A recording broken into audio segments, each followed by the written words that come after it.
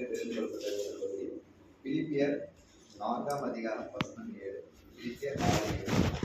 அப்பொழுது எல்லா புத்திக்கும் மேலான தேவ சமாதானம் உங்கள் இதயங்களையும் உங்கள் சிந்தைகளையும் கிறிஸ்து இயேசுவுக்குள்ளாக காத்துக்கொள்ளும். தேவன் தாமே இந்த வசனத்தை ஆசீர்வதிப்பார்.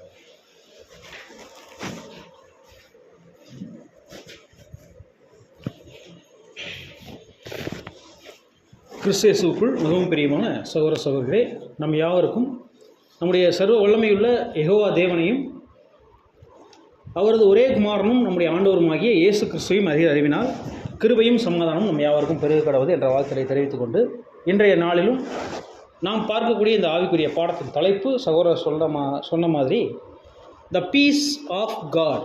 த பீஸ் ஆஃப் காட் அப்படின்னா தேவ சமாதானம் அப்படிங்கிற தலைப்பில் நம்ம இந்த பாடத்தை பார்க்குறோம். இந்த பாடம் பார்க்கும்போது reprint number 1832, reprint number 1832, page 153 இந்த ஒரு பாடம் இருக்குது. இந்த பாடத்தை நம்ம இப்போ பார்க்கலாம். நம்ம இப்போ சகோதரர் நமக்கு ஆதார வசனத்தை வாசித்தார். பிலிப்பியர் 4:7 அப்படின்னு சொல்லும்போது இந்த வசனத்தை நம்ம எல்லாரும் அடிக்கடி கேட்டிருக்கிறோம். ஒரு சில சபைகளில் என்ன பண்ணுவாங்கன்னா, இதை ஆராதனை முடிஞ்சதுக்கப்புறமா என்ன பண்ணுவாங்க, ஒரு ஆசீர்வாதமாக கூட இந்த ஒரு வசனத்தை சொல்லுவாங்க. எல்லா புத்திக்கும் மேலான தேவ சமாதானம் உங்கள் சிந்தைகளையும் இருதயங்களையும் கிறிஸ்து இயேசுக்குள்ளாக காத்துக்கொள்ளும்னு சொல்கிறார்.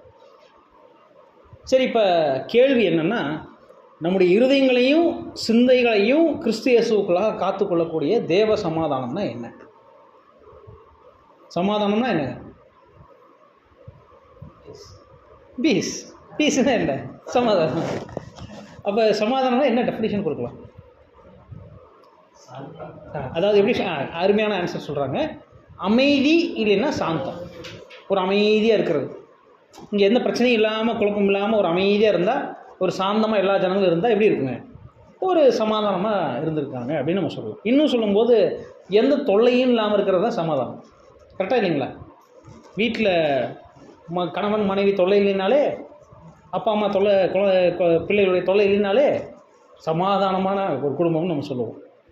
சபைகளில் எந்த பிரச்சனையும் இல்லைனாலே, எந்த கிளர்ச்சி புதுசாக ஏதாவது ஒரு பிரச்சனைகளை கொடுக்கலினாலே அது என்னதானே, அப்பா சமாதானமாக இன்றைக்கி முடிஞ்சிருச்சு அப்படின்னு நம்ம எதிர்பார்க்குறோம். இன்னும் சொல்லும்போது, அதான் இங்கிலீஷில் சொல்லும்போது காம்னஸ்னால் ரொம்ப நம்மளும் அமைதியாக இருந்துட்டு போயிட்டோம்னா பிரச்சனையே இல்லை. தேவையெல்லாம் பேசினா தானே பிரச்சனையாக இருக்குது. அமைதியாக இருந்துட்டு போயிட்டா காம்னஸ். இன்னும் சொல்லும்போது ஒரு இளைப்பாறுதல், இங்கிலீஷில் சொல்லும்போது ரிப்போஸ். அப்போ இளைப்பாறுதல்னு சொல்லும்போது எல்லாருமே ஒரு சந்தோஷமாக சமாதானமாக இருந்துட்டு போகிறதுக்கு பேர் அது சமாதானம்ங்கிற விஷயத்தை நம்ம பார்க்குறோம். சரி, இப்போ நம்முடைய பார்வையில் சமாதானம்னா இப்படின்னு நம்ம நினச்சிட்டோம். அப்போனா தேவனுடைய பார்வையில் சமாதானம்னா எப்படி இருக்கும்? அவர் மட்டும் என்ன, எல்லாம் ஒன்று தான். அமைதி மற்றும் சாந்தம் உள்ளவர். இப்போ எடுத்துக்கிட்டு சொல்லும்போது மோசேவை பற்றி சொல்லும்போது அவர் எப்படிப்பட்டவராமா? ரொம்ப சாந்தமுள்ள மனுஷன், பூமியிலேயே ரொம்ப சாந்தமுள்ள மனுஷன். அப்படின்னா அவர் ரொம்ப அமைதியான மனுஷன். ஈஸியாக ரொம்ப உணர்ச்சி வசப்படக்கூடிய அல்லது பிரச்சனை பண்ணக்கூடிய ஆள் கிடையாது.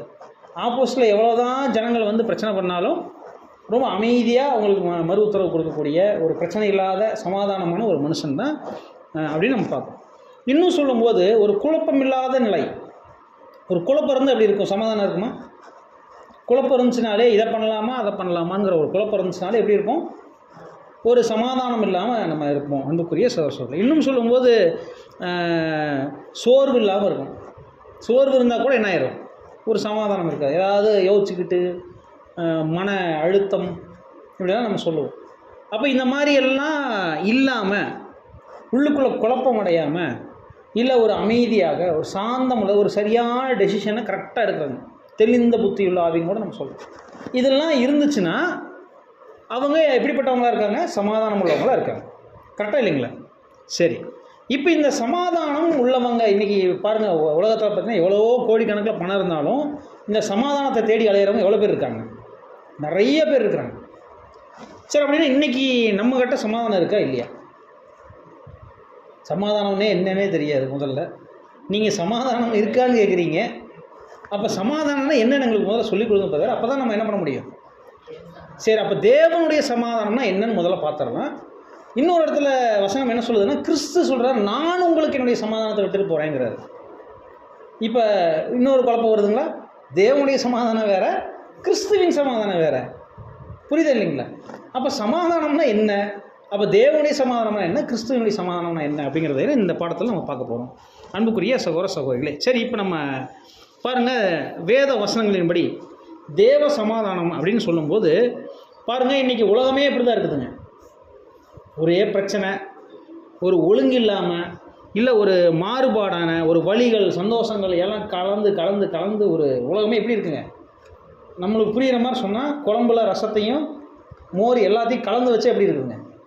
அந்த மாதிரி ஒரு மோசமான நிலைமையில் இருக்குது. பாருங்கள், இந்த சூழ்நிலையில் பிதாவாகிய தேவன் எல்லாத்தையும் தாங்கிட்டு அவர் தலைவராக இன்றைக்கி இருக்கிறாருன்னா அவருக்கு என்ன இருந்தால் அவரால் இருக்க முடியும். இந்த சமாதானம், தேவனுடைய சமாதானம் இருந்தால் தான் அவரால் அங்கே எப்படி இருக்க முடியும்னா அங்கே இருக்க முடியும். பாருங்கள், இன்றைக்கி எடுத்துக்காட்டுக்கு நம்ம சொல்லும்போது இந்த பூமியில் சில ஆளுநர்கள் அல்லது அரசியல் தலைவர்கள் என்ன பண்ணுறாங்கன்னு கேட்டிங்கன்னா, தங்களுடைய வேலையை இப்போ எடுத்துக்காட்டுக்கு சொன்னால் இந்த மேயர்கள்லாம் நிறைய பேர் ரிசைன் பண்ணுறாங்க. பார்த்தீங்களா? ஏன் ரிசைன் பண்ணுறாங்க? ப்ரெஷர் தாங்க முடியாது. ஒரு சமாதானம் இல்லாத ஒரு போஸ்ட் மாற்றி மாற்றி டார்ச்சர் பண்ணும்போது அவங்க என்ன பண்ணுறாங்க, ஐயோ நம்மளால் இந்த ஒரு போஸ்ட்டில் இருக்க முடியாதுன்னு சொல்லி என்ன பண்ணுறாங்க, அவங்க அந்த பதவியை ராஜினாமா பண்ணுறாங்க. அப்போ பாருங்கள், இந்த உலகமே இன்றைக்கி எப்படி இருக்குங்க, தடுமாறிக்கிட்டு நான் சொன்ன மாதிரி குழப்பத்துலேயும் பிரச்சனைகள்லையும் விதவிதமாக உழண்டுட்டு இருக்குது. எங்கே பார்த்தாலும் நோய்கள், இந்த பக்கம் போராட்டங்கள், புயல்கள், அழிவுகள் எல்லாமே ஒரு மாதிரி தேசத்தை கலக்கிட்டு இருக்கு. ஒரு பக்கம் பார்த்திங்கன்னா சந்தோஷமாக இருக்கிறாங்க, ஒரு பக்கம் பார்த்திங்கன்னா கஷ்டப்படுறாங்க. இப்படி எல்லாம் இருக்குது. இதையெல்லாம் பார்த்துக்கிட்டு அதுக்கு தலைவராக நம்முடைய தேவன் இருக்காருன்னா அவருக்கு தேவ சமாதானம் இல்லாமல் அவரால் என்ன பண்ண முடியாது, இப்படி ஒரு தலைவராக அவரால் இருக்க முடியாதுங்கிறத நம்ம புரிஞ்சுக்கணும். அப்படின்னா பாருங்கள், ஒரு எக்ஸாம்பிள் நம்ம சொல்லலாம். குழப்பங்களுக்கு மத்தியில் பாருங்கள், அந்த காலத்தில் சில பற்றி நீங்கள் கேள்விப்பட்டிருப்பீங்க. ஒருத்தர் என்ன பண்ணாராமா, போர் நடந்துட்டு இருக்காமா, எவ்வளோ பேர் கொத்து கொத்தாக செத்து போயிட்டு இருக்கிறாங்க. அந்த போர் மத்தியில் ஒருத்தர் பிடில் வாச்சிட்டு இருந்தாராம். அப்படின்னா போர் நடந்துட்டு போகுது, ஆனால் அவர் மன ரம்மியமாக அப்படியே என்ன பண்ணிட்டு இருக்காராமா, பிடில் வாசி. அப்படின்னா எப்படி நம்ம இதை பார்க்கலாம்? இப்போ நெப்போலியன் பற்றிலாம் நீங்கள் படித்து பார்த்துட்டிங்கன்னா அவரெல்லாம் மிகப்பெரிய இந்த மாதிரி அதிபதிகள் என்ன பண்ணுவாங்களாமா, மிகப்பெரிய போர் நடந்துட்டு இவங்க ஜாலியாக என்ஜாய் பண்ணிட்டு விளாண்டுட்டு இருந்திருப்பாங்க. அடிச்சுக்கிட்டு இப்போ அவங்க தேசனுடைய போர் சேவல் பாதி பேர் செத்து கிடப்பாங்க. ஆனால் இங்கே பார்த்தீங்கன்னா இவங்க ஜாலியாக என்ஜாய் பண்ணிட்டு இருப்பாங்க.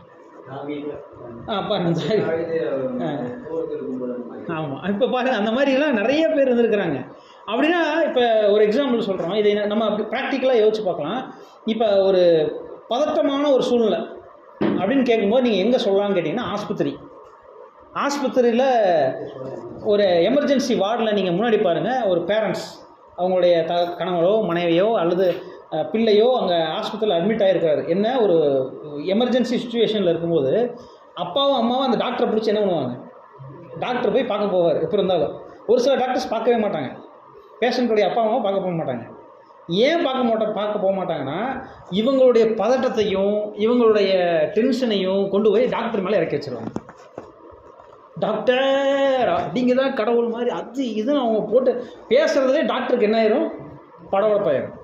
அதனால தான் மேக்ஸிமம் பாருங்கள், ஆப்ரேஷன் தேட்டர்கிட்ட வரக்கூடிய டாக்டர் வந்து பார்த்தீங்கன்னா நர்ஸை வேணால் போய் பார்க்க சொல்லுவாங்க இல்லையா, டாக்டர் வந்து முடிஞ்சதுக்கப்புறம் தான் வந்து பார்ப்பார்.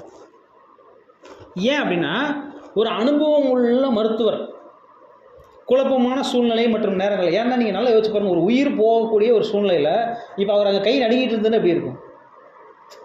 ஒரு உயிர் போகக்கூடிய சூழ்நிலை, அறுத்தாச்சு வெட்டியாச்சு, ஒரு ஹார்ட் ஆப்ரேஷன் ஏதோ ஒன்று பண்ணிட்டு இருக்காங்க. இப்போ அவர் கை நடுங்குச்சுன்னா என்ன ஆகும்? நம்ம கேள்விப்பட்டிருப்போம், கத்திரிக்கோளை உள்ள வச்சு தச்சுட்டாங்க. ஏன்னா பதட்டத்தில் அடுத்தடுத்து என்ன பண்ணுறோன்னு தெரியாத அளவுக்கு என்ன ஆகுதுங்க. அப்போ அந்த பதட்டமான சூழ்நிலையில் ஒரு அனுபவம் உள்ள மருத்துவர் எப்படி இருப்பார், ஒரு கான்ஃபிடென்ட்டுங்கிற விட இங்கே ஒரு எப்படி சொல்லலாம்னா சுய பலம் அல்லது இந்த ஒரு சமாதானமான மனநிலை இருந்தால் தான் அந்த ஆப்ரேஷனை சக்ஸஸ்ஃபுல்லாக பண்ண முடியும். இல்லைன்னா ஆப்ரேஷன் என்ன ஆகாது அப்படின்னு கேட்டிங்கன்னா சக்ஸஸ்ஃபுல்லாக அங்கே பண்ண முடியாது. அப்போ அன்புக்குரிய சகோதர சகோதரிகளே, இப்போ நீங்கள் அப்படியே தேவனை பற்றி நீங்கள் யோசிச்சு பாருங்கள், தேவனுடைய சிந்தை எப்படி இருக்கும் அப்படின்னு கேட்டால் அவருக்கும் ஒரு சுயமான ஒரு நம்பிக்கை இருக்கும். அந்த ஒரு சுய உரிமையான சமாதானம் அவரை என்ன பண்ணுது அப்படின்னு கேட்டிங்கன்னா அங்கே தேவனை அங்கே வழிநடத்துது. சரி, அப்படின்னா இப்போ தேவன் எப்படிப்பட்டவர்னு கேட்டிங்கன்னா அவர் குழப்பமடைவாரா? கண்டிப்பாக குழப்பமடையக்கூடிய தேவன் நம்முடைய தேவன் இல்லை. கலக்கம் அடைவாரா?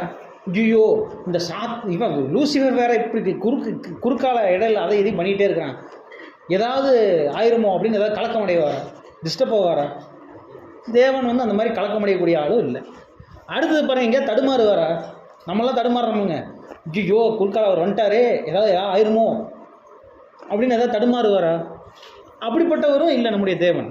அடுத்தது எங்கேயாவது வியாகுலம் அடைகிறதுக்கோ அல்லது கவலைப்படக்கூடியவராக தேவன் நம்முடைய தேவனான்னு கேட்டிங்கன்னா அதுவும் இல்லை. ஒருவேளை பயப்படுவாரா? சாத்தான் என்னோட பவர் கம்மி தான், இருந்தாலும் ஏதாவது அதை இதையும் பண்ணிடுவானோ அப்படின்னு பயப்படுவாரா? இல்லை அவருடைய திட்டங்கள் ஒருவேளை தவறாக மோசமான நிலைமையில் போயிட்டுருக்குங்கிற மாதிரி ஏதாவது டிஸ்டர்ப் ஆவாரா? கண்டிப்பாக அதுவும் ஆகாது.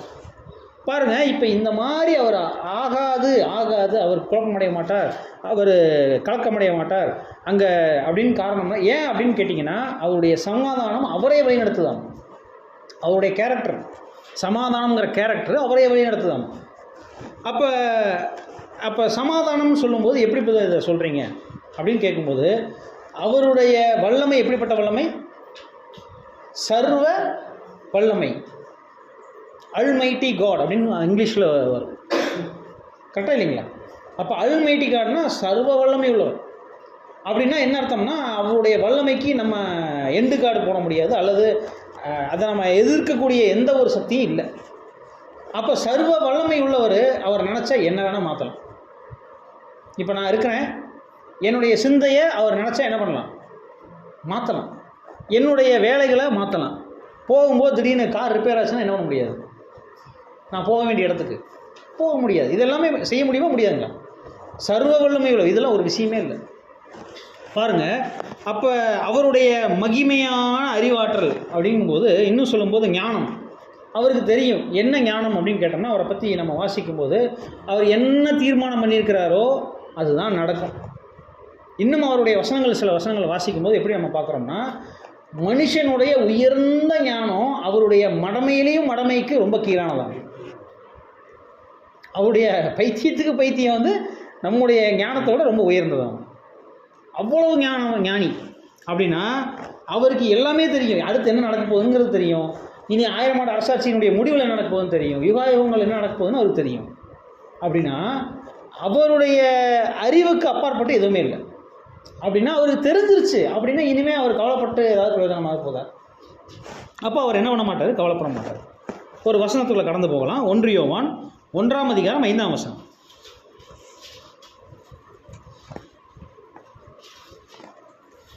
தேவன் ஒளியாயிருக்கிறார், அவரில் எவ்வளவேனும் இருள் இல்லை. போதும் சார். அப்போ நம்ம என்ன பார்க்குறோம் அப்படின்னா, எல்லாத்தையும் படைத்த தேவன், எல்லா சட்டங்களையும் தொடங்கின தேவன், எல்லா வெளிப்பாடுகளுடைய முடிவுகள்லையும் ஏதாவது தவறு இழைக்கும்படி ஏற்படுத்துவாரானா கண்டிப்பாக இருக்காது.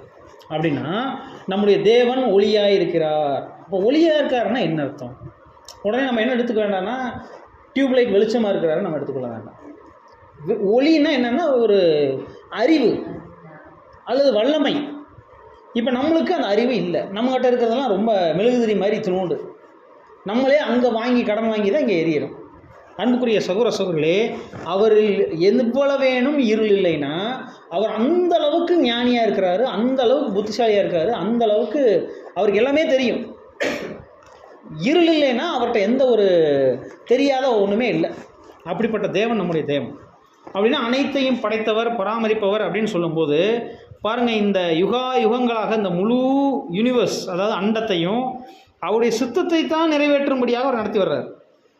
இன்னும் சொல்லும்போது இந்த யூனிவர்ஸ் அப்படின்னு சொல்லும்போது நீங்கள் எல்லாருக்கும் தெரியும், மிருக சீரிஸும் இந்த மாதிரி நிறைய கோள்கள் இருக்குது, இந்த நட்சத்திரங்கள் இருக்குது. இந்த நட்சத்திரங்கள் ஒன்றோட ஒன்று இன்றைக்கி வரை என்ன ஆகலைங்களாமா, மோதி இல்லை எந்த ஒரு கொலாப்ஸ்லாம் அங்கே ஆகலை.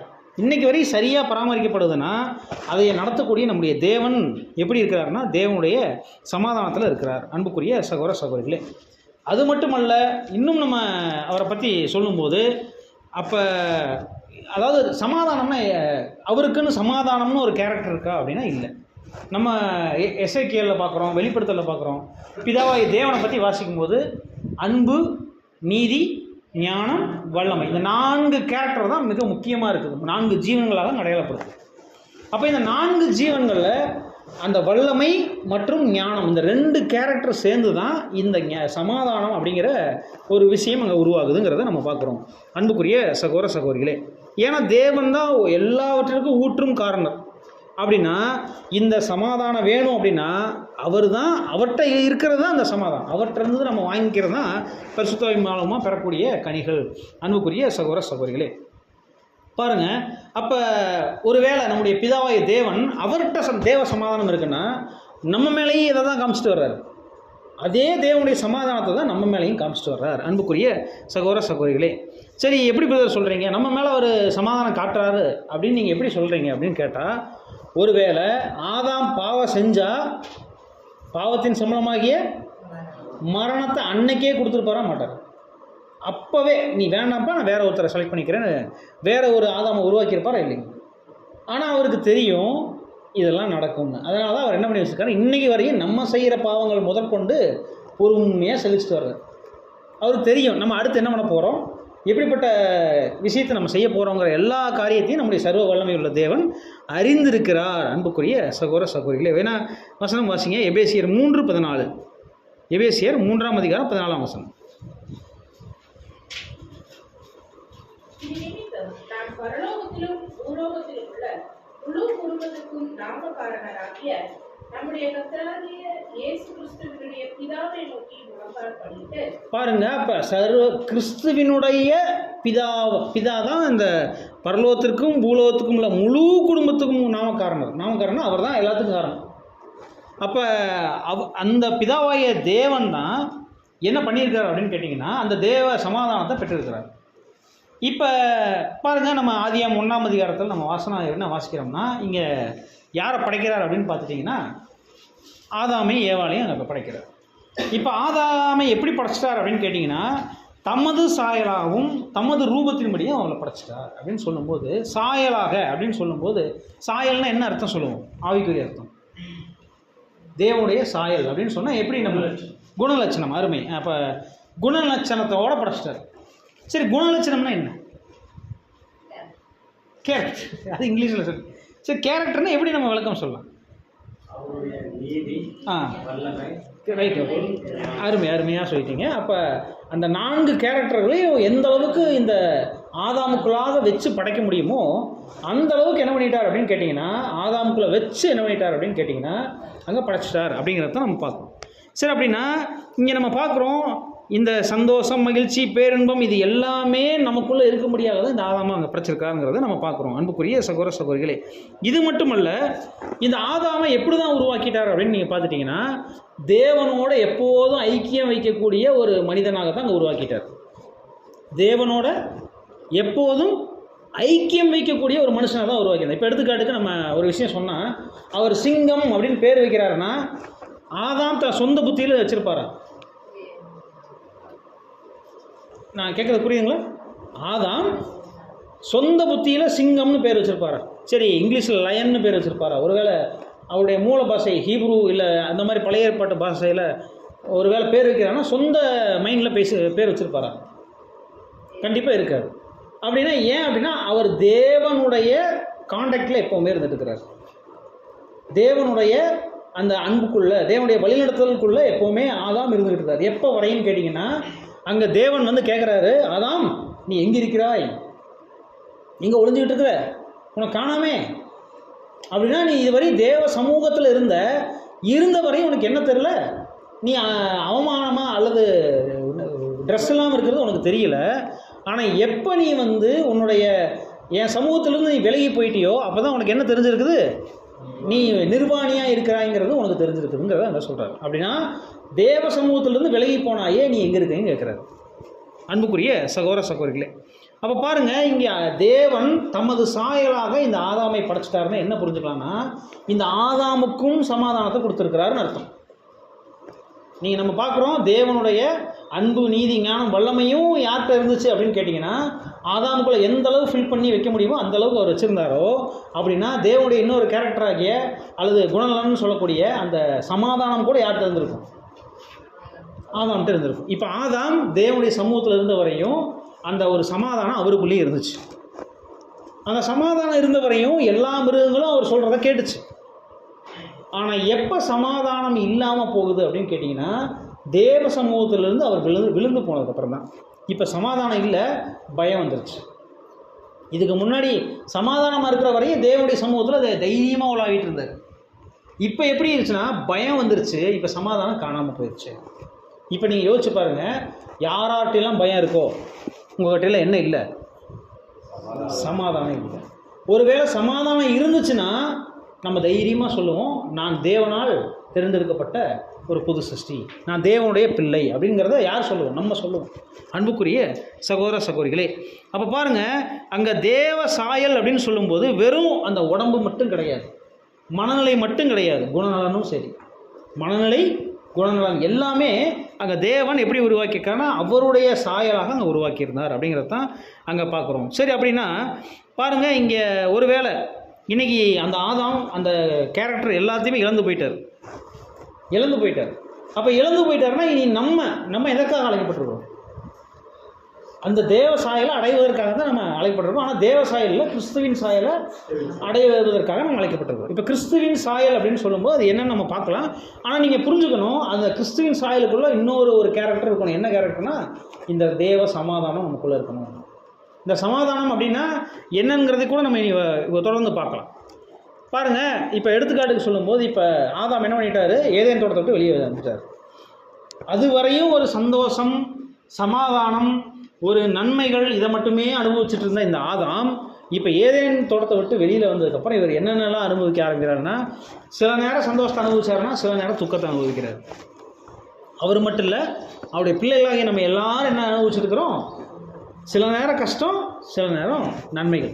அப்போ நன்மை, தீமை இந்த ரெண்டு விஷயங்களும் இன்றைக்கி என்ன ஆகுது அப்படின்னு பார்க்கும்போது ஆதாமுக்கும் வைக்கப்பட்டுச்சு, இன்றைக்கி நமக்கும் வைக்கப்படுது. இப்போ நீங்கள் நமக்கு முன்னாடி இப்போ என்னென்னா நன்மையும் இருக்குது, தீமையும் இருக்குது. இப்போ இது எதற்காக வைக்கப்பட்டிருக்குன்னா நீங்கள் எதை தேர்ந்தெடுக்கிறீங்க? இந்த தேர்ந்தெடுப்பின் மூலமாக நீங்கள் எப்படி தேவ சமாதானத்தை அடையலாங்கிறதுக்கான ஒரு படிப்பினை தான் இன்றைக்கி நம்ம கொடுக்கப்படுது. அன்புக்குரிய சகோதர சகோதரிகளே, எப்படி நீங்கள் இதை புரிஞ்சுக்கலான்னு கேட்டிங்கன்னா, நம்ம குடும்பத்தை பற்றி கொஞ்சம் நேரம் பார்ப்போம். குடும்பத்தில் தான் குழந்தை, இன்றைக்கி நம்ம குழந்தை மேலே அன்பு காட்டுறோமா இல்லைங்க? இதை விட அன்பே உருவான தேவன் எவ்வளோ அன்பு காட்டுவார் அப்படின்னா நல்லா கவனித்து பாருங்கள். குழந்தைகள் வளரும்போது அதுக்கு மேலே நம்ம எவ்வளோ பாசம் வச்சுருப்போம். ஒரு சின்ன கீழே விழுந்துட்டா கூட நம்ம ஓடி போய் என்ன பண்ணுவோம்? தட்டி விட்டு அதை மருந்து வச்சு அதை தடவி கொடுத்து எல்லாமே அங்கே எல்லா குழந்தையும் நம்ம பார்க்குறோம். ஆனால் பாருங்கள், அது வளர வளர அது எப்படி இருக்குன்னு கேட்டிங்கன்னா நாளடைவில் அந்த அன்பு என்னாகும்? பெற்றோருக்கு இருந்தாலும் அந்த குழந்தைகள் என்னாகும்? குறைஞ்சி போயிடும். பெற்றோருக்கு இருந்தாலும் பெற்றோருக்கு என்றைக்குமே குழந்தைகள் எப்படி யார் தான்? குழந்தைகள் தான். அவங்க என்ன தான் வளர்ந்துட்டாலும் குழந்தைகள் தான். ஆனால் குழந்தைகளுடைய பார்வையில் எப்படி இருப்பாங்கன்னா, நான் வளர்ந்துட்டேன், நான் மெச்சூரிட்டி ஆகிட்டேன், நான் ரொம்ப பெரியவன், என்னை இன்னும் குழந்தை மாதிரி நினைக்காதீங்க. இப்படி தான் அவங்களுடைய விஷயங்கள் இருக்கும். அன்புக்குரிய சகோதர சகோதரிகளே, பாருங்கள், இப்போ ஒரு வேளை அந்த குழந்தைகளும் இப்போ என்ன நிலைமைக்கு அனுமதிக்கப்படுவாங்கன்னா, அப்பா அம்மாவுடைய கேரில் இருக்கிற வரையும் நன்மையை மட்டுமே அனுபவிக்கிறதுக்கு அனுமதிக்கப்படுவாங்க, தீமையை அனுபவிக்க வேண்டாம். அப்படி இப்போ ஒரு வேளை அது குழந்தை போய் தீயை தொடப்போகுதுன்னா அப்பா அம்மா ஓடி போய் குறுக்கால் என்ன பண்ணிடுவாங்க? அது தடுத்துருவாங்க. எப்போ வரையும்? அப்பா அம்மாவுடைய கண்ட்ரோலில் இருக்கிறாரு. ஆனால் அதே குழந்தை இப்போ பெருசாகிடுச்சுன்னு வச்சுக்கோங்களேன், அனுபவப்படக்குன்னு விட்டுருவார். உண்மையா இல்லைங்களா? அனுபவப்படணும் விடுவாங்களா மாட்டாங்களா? இதுதான் இன்றைக்கி தேவன் கூட நம்மளை அனுபவிச்சிருக்கிறார். அப்போ இந்த அனுபவத்தில் பார்த்துட்டிங்கன்னா என்னென்ன விஷயங்கள்லாம் நடக்குது அப்படின்னு கேட்டிங்கன்னா, ஒரு குழந்தை இன்றைக்கி வெளியில் போய் நல்லா படிச்சுட்டு இருந்துச்சுன்னா நல்ல பேர் யாருக்கு கிடைக்கும்? ஒரு வேளை ஃபெயில் ஆகிட்டு மோசமான பேர் வந்துச்சுன்னா அது யாருக்கு தான் கெட்ட பேர் வரும்? சரி, நல்ல கேரக்டர் உள்ள குழந்தையாக இருக்குதுன்னு வச்சுக்கோங்களேன், அந்த ஏரியாவே என்னென்னு பேசும்? அருமையான குடும்பம், அல்ல அருமையான வளர்ப்பு. இப்போ அதே அந்த குழந்தை கெட்ட பேராக எழுதிட்டு வருது. அதாவது ரோட்டில் பாடுறா, தம் அடிச்சுட்டு நிற்கிறான், கெட்ட பசங்களோட சவகாசமாக இருக்கிறான், இல்லை அங்கே சுற்றுறான், இங்கே பார்க்குற இடத்துலலாம் தவறான நடவடிக்கையில் இருக்கிறான். இந்த மாதிரி ஒரு வேளை பேர் எடுப்பிடுச்சுன்னா கண்டிப்பாக அது யாரையும் பாதிக்கும்.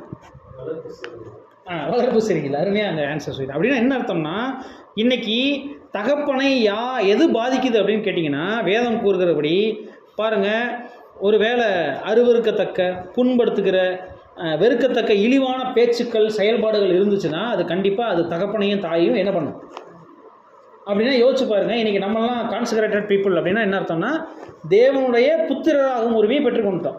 புத்திரர்கள் இப்போ நீங்கள் இன்னொரு சகோதரியவோ இன்னொரு சகோதரனையவோ மோசமாக பேசுகிறீங்க, இல்லை அவங்க இல்லாதப்ப அவங்கள பற்றி தப்பாக பேசுனீங்கன்னா அது யாரை பாதிக்கும்? சர்வ வல்லமையுள்ள தேவன்கிட்ட அவர் நினைப்பா, என் பையன் இப்படிலாம் பேச மாட்டான்னு சொல்லி நினச்சிருப்பாரு. அப்போ தான் நம்ம என்ன பண்ணுவோம், உங்களுக்கு தெரியுமா அந்த பிரதரு அந்த சிஸ்டரு, நம்ம ஆரம்பிக்கும் போது அங்கே என்னன்னா தேவனுடைய மனது புண்படும். அன்புக்குரிய சகோதர சகோதரிகளே, அப்போ அவங்களுக்கு இந்த மாதிரி கேள்விப்பட்ட தேவனுடைய கோபம் என்ன ஆகணும், பற்றி எரிந்து நீ என் பிள்ளையை பற்றி பேசுறியா அப்படின்னு சொல்லி உடனே என்ன ஆகணும், தேவன் அடிச்சிடுறாரா?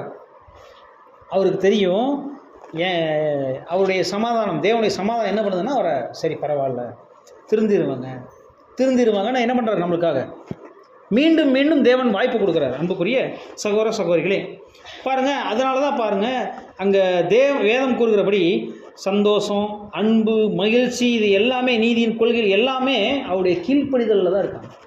நீங்கள் தேவனுக்கு கீழ்ப்படிச்சு பாருங்கள், உங்களுக்கு சந்தோஷம் கிடைக்கும். தேவனுக்கு கீழ்ப்படிச்சு பாருங்கள், அன்பு கிடைக்கும். தேவனுக்கு கீழ்ப்படிச்சு பாருங்கள், மகிழ்ச்சி கிடைக்கும். எல்லாமே கிடைக்கும். பாருங்கள், நம்ம பூமியில் பார்த்தீங்கன்னா மகிழ்ச்சியான உணர்ச்சிகளும் கிடைக்குது, சில நேரங்கள் தவறான உணர்ச்சிகளும் கிடைக்குது. ஆனால் நீங்கள் தேவனுக்கு கீழ்ப்படிய என்ன மட்டும்தான் கிடைக்கும்னு கேட்டிங்கன்னா தீமையான உணர்ச்சிகள் கிடைக்காது. இப்போ எடுத்துக்காட்டுக்கு நான் சொல்கிறேன், இப்போ நான் பாவம் செய்யக்கூடாதுன்னு நான் நினச்சிக்கிட்டே இருக்கிறேன்னு வச்சுக்கோங்களேன், அப்போ தான் போய் பாவம் செய்வேன். இப்போ எனக்கு ஒரு கெட்ட பழக்கம் இருக்குன்னு வச்சுக்கோங்களேன், ஏதோ ஒரு கெட்ட பழக்கம், அந்த கெட்ட பழக்கம் நான் செய்யக்கூடாது நினைக்க அப்போ தான் போய் அதை விழுவேன். ஆனால் அதையே நீங்கள் யோசிச்சு பாருங்கள், அதை நான் மறந்துட்டு என் மைண்டு பூரா வேறு இதுலையாவது செலுத்திட்டேன்னு வச்சுக்கோங்க. ஒருவேளை நான் ப்ரேயர்லேயே மைண்ட் இருக்குன்னு வச்சுக்கோங்களேன், இப்போ எனக்கு பாவம் செய்யுங்கிற எண்ணம் வருமா? கண்டிப்பாக வராது. அன்புக்குரிய சகோதர சகோதரிகளே, அப்போ தேவனுக்கு எந்த அளவுக்கு நம்ம கீழ்ப்படிதல் இருக்கிறோமோ அந்த அளவுக்கு நமக்கு அவருடைய சந்தோஷம், அன்பு, மகிழ்ச்சி, நீதிக்குள் எல்லாமே அதுக்குள்ளே இருக்குங்கிறது தான் இங்கே சொல்கிறாரு. அன்புக்குரிய சகோதர சகோதரிகளே, அப்போ பாருங்கள், இன்னொரு சுபாவத்தை பற்றி நம்ம பேசும்போது தெய்வீக சுபாவத்தில் மிகவும் எமோஷ்னலான, அதாவது உணர்ச்சிகரமான சுபாவம் அப்படின்னு சொல்லும்போது, தேவன் எங்கேயாவது உணர்ச்சி வசப்பட்டு பார்த்துருக்கீங்களா? உணர்ச்சி வசப்படுறது, முன்கோபி அல்லது உடனே, இப்போ பேதர் உடனே டப்புன்னு உணர்ச்சி வசப்பட்டு பேசுகிறாரு, இந்த மாதிரி எங்கேயாவது தேவன் உணர்ச்சி வசப்பட்டு எங்கேயாவது செய்வாரா? இது கூட தேவ சமாதானம் இருக்கிற வரையும் வராதுங்க. தேவ சமாதானம் இருந்துச்சுன்னா இந்த உணர்ச்சி வசப்படக்கூடிய காரியங்கள் கூட இருக்காதுங்களாமா. இப்போ உணர்ச்சி வசப்படுறதுனா என்னது? இப்போ நீங்கள் யாராவது ஒருத்தவங்க உடம்பு சரியில்லை, இல்லை யாராவது இறந்துட்டாங்கன்னு சொன்னால் உடனே என்ன ஆயிருதுங்க, துக்கம் தொண்டை அடைச்சிருது, உடனே உட்காந்து ஓன்னு அழுவும். கரெக்டாக இல்லைங்களா? ஆனால் அந்த ஒரு தேவ சமாதானம் இருக்கும். என்ன இருக்கும்னு கேட்டிங்கன்னா, நல்ல மூத்த சகோதரர்கள் என்ன பாடம் எடுப்பாங்கன்னா, கவலைப்படாதீங்க, குடும்பத்தார் என்ன பண்ணாதீங்க, கவலைப்படாதீங்க, அந்த சகோதரன் அல்லது சகோதரி என்ன பண்ணுவாங்க, ராஜ்யத்தில் மறுபடியும் எந்திரிச்சு வருவாங்க, மீண்டும் பார்க்க போகிறோன்னு சொன்ன உடனே அந்த அழுதுட்டு இருக்கிற குடும்பம் என்ன ஆகும்னா, ஓ அப்படியா, அப்போ நான் மறுபடியும் அவங்கள பார்ப்பேனா அப்படின்னு என்ன ஆயிடுவாங்க, கொஞ்சம் ஓரளவுக்கு தேற்றப்படுவார்கள். அன்புக்குரிய சகோதரர் அப்படின்னா இதுதான் தேவ சமாதானம். அன்புக்குரிய சகோதர சகோதரர் அப்படின்னா இனி வரப்போகிறாங்கிறது நம்மளுக்கும் தெரிஞ்சிருச்சு. உட்காந்து நீ அழுகிறதுனால ஏதாவது பிரயோஜனம் இருக்கா? அன்புக்குரிய இது எக்ஸாம்பிளுக்காக சொல்கிறேன். அப்படின்னா கஷ்டம் வருதுன்னா உடனே உட்காந்து அழுகிறதும், சந்தோஷம் வந்தால் உடனே ஆடுறதும், இது நல்ல ஒரு கேரக்டரே இல்லைங்கிறது உலகத்திலே சொல்லுவாங்க. உண்மையே இல்லைங்க? அப்படின்னா இங்கே தேவனுடைய பார்வையில் கூட பாருங்கள், அவர் விருப்பு வெறுப்பு இல்லாத தேவன் நம்முடைய தேவன். இன்னும் எங்கேயாவது அலட்சியமாக இருப்பாரா? இப்போ எடுத்துக்காட்டுக்கு எக்லிஷா இங்கே எத்தனை மணிக்குங்க